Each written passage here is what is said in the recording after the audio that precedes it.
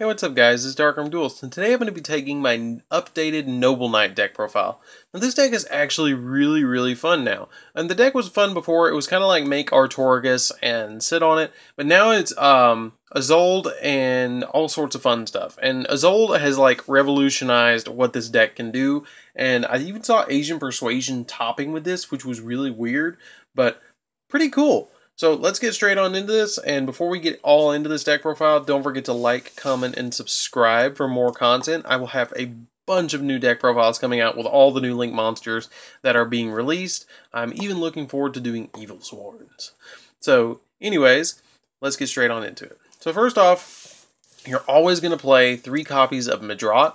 Noble Knight Madrot, something to keep in mind about a lot of these Noble Knight cards, they count as normal monsters while they're face up on the field, and when they are equipped with a Noble Arms equipped spell, they become dark and their level goes up by 1.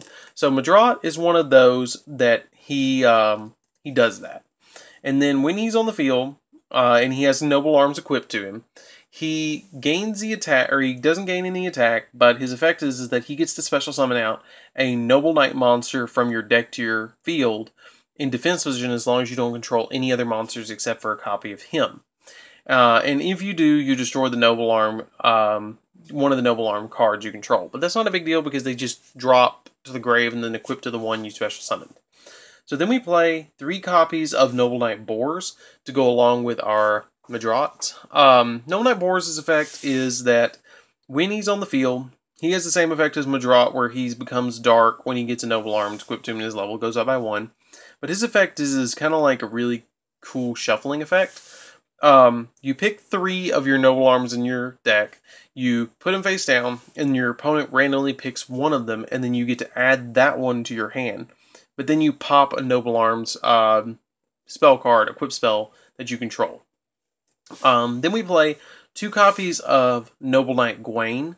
Gwaine is really good in the deck because if you control a normal light monster, you can special summon him, and these count as normal light monsters when they're on the field. So you just instantly special summon out Gwaine, equip these, use their effects, and then give Gwaine the equip spell.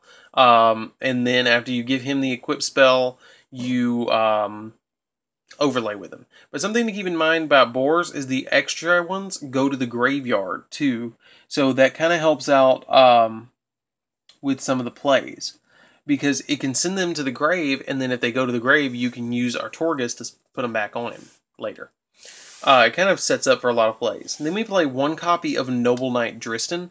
Dristan is really fun because when it's equipped with a card, it has I believe it has the same effect as the other one. No, it doesn't. This one does not actually turn dark and gain a level. So that's something that you have to keep in mind, is some of them don't gain an effect and go up a level, but some of them do. So that's something you got to read. Dristan does not go up by a level, but his effect is that if he's equipped with a Noble Knight card or Noble Arms card, you can target a card your opponent controls and destroy it, which is pretty good. With less than 1800. Yeah, this card cannot be destroyed. Your opponent cannot target your monsters with less than 1800 attack either, except this card, which is kind of nice. But you can target any face-up card your opponent controls, so it can hit those cards that are really problematic as well. Then we play 1 copy of Gwalchavad, Noble Knight Gwalchavad. This card is really good because it lets you target a Noble Knight monster in your graveyard and add it to your hand. And then you get to destroy that one Noble Knight or Noble Arms spell card. Pretty good. So that's it for the main Noble Knights that we're playing. Then we play 3 copies of Merlin. Merlin's really interesting. The only effect that you really have to worry about with Merlin is that you can special summon, you can tribute him to special summon any Noble Knight from your deck. Which is really helpful. But the other thing that you have to keep in mind about him is that if you do that, you cannot summon any other monsters except for Noble Knights. So, got to keep that in mind. Then I play 2 copies of Noble Knight Brothers. Noble Knight Brothers, I'm thinking about bumping up to 3. At the moment, though, I'm playing 2. It's really interesting. This card can only attack if you control exactly 3 Noble Knights on your field. And when this card is normal summon, you can special summon up to 2 Noble Knight monsters from your hand. So it instantly gives you a Isolde, which is really good. And Its also effect is that you cannot special summon a monster for the rest of the turn except for Noble Knights when you activate that effect. And then once per turn, he's kind of like Pot of Avarice. You can target 3 Noble Knights and or Noble Arms cards in your graveyard and shuffle all 3 into the deck. Then you draw an additional card, which can help out a lot. Now this next monster is kind of interesting. I played 2 Guinevere, Queen of Noble Arms. Something to keep in mind about Guinevere is she's basically a union monster, but she's not a union monster. You can equip her from your hand to a Noble Knight monster.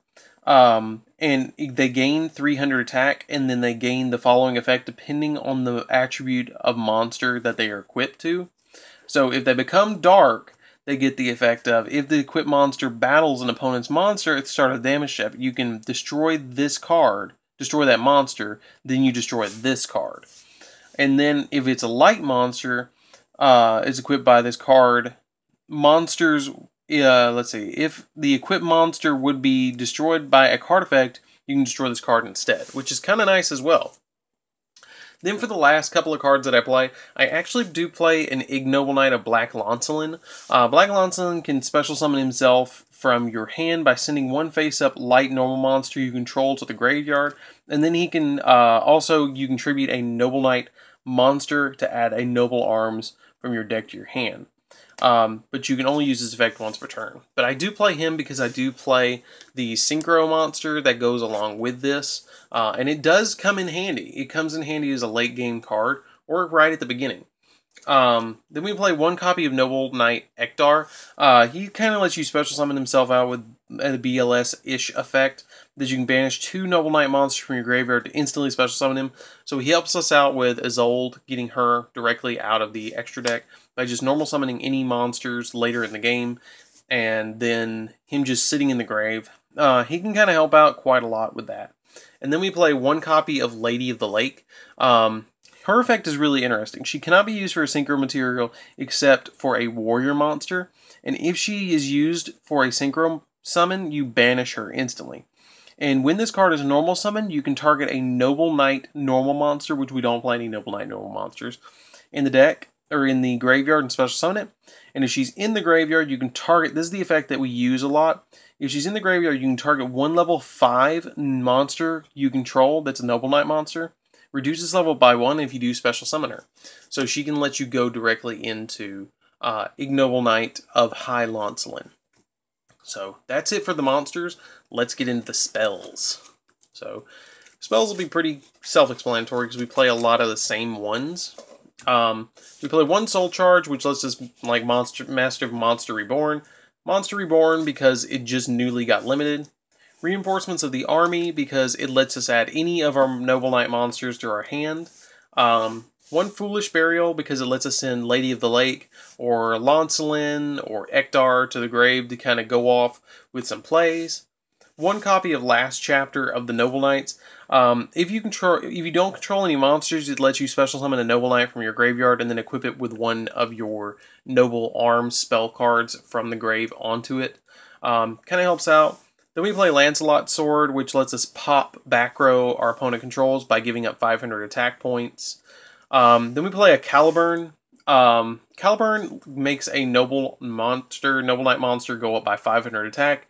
And then once per turn, we can gain 500 life points, which is really, really helpful.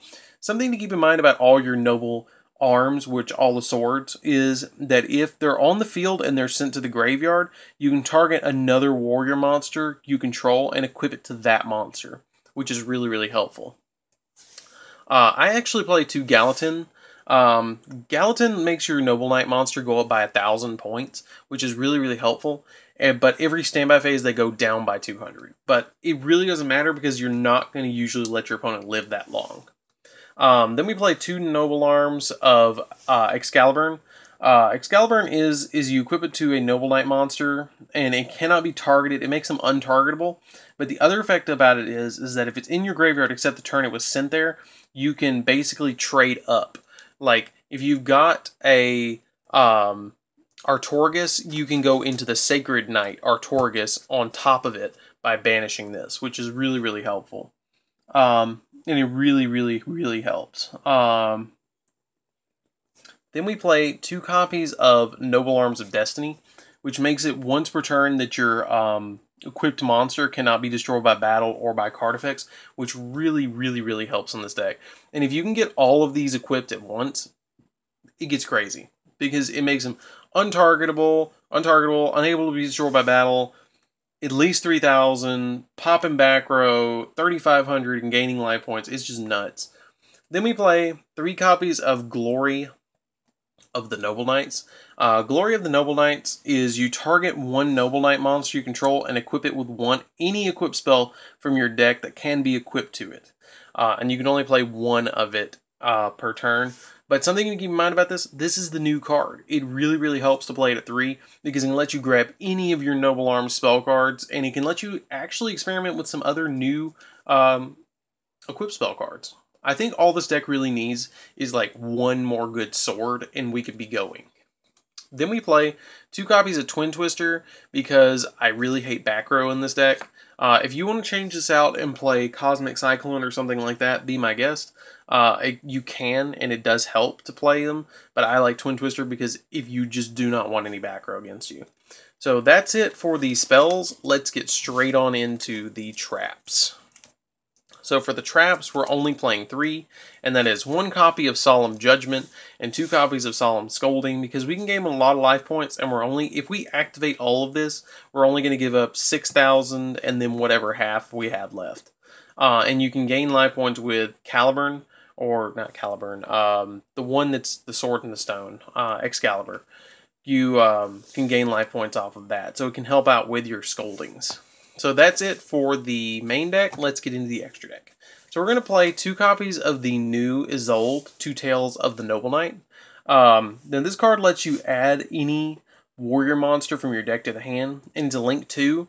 And then its a second effect is that you can send equip spell cards from your deck to your graveyard equal to the number of a warrior monster in your deck, and then you get to special summon it, which is really helpful in Noble Knights, because it lets you grab the exact one that you need.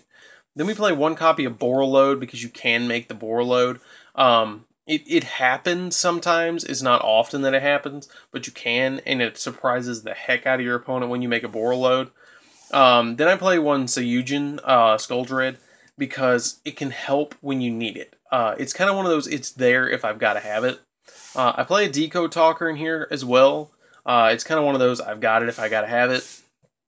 Underclock Talker, or Taker, excuse me. It helps out with hitting your opponent's back row and stuff. It helps you climb up into the Borreload, but it helps out by reducing your opponent's attack points. It kind of really helps. Then we play for the Noble Knight cards. We play 2 copies of Sacred Noble Knight, King Artorigus, which is basically King Arthur. When he's XYZ summoned, you can target up to 3 Noble Arms equipped spell cards in your graveyard with different names and equip it to him, which is really helpful. And then once per turn, you can detach a material from him, then target 1 other monster on the field, and you can destroy it.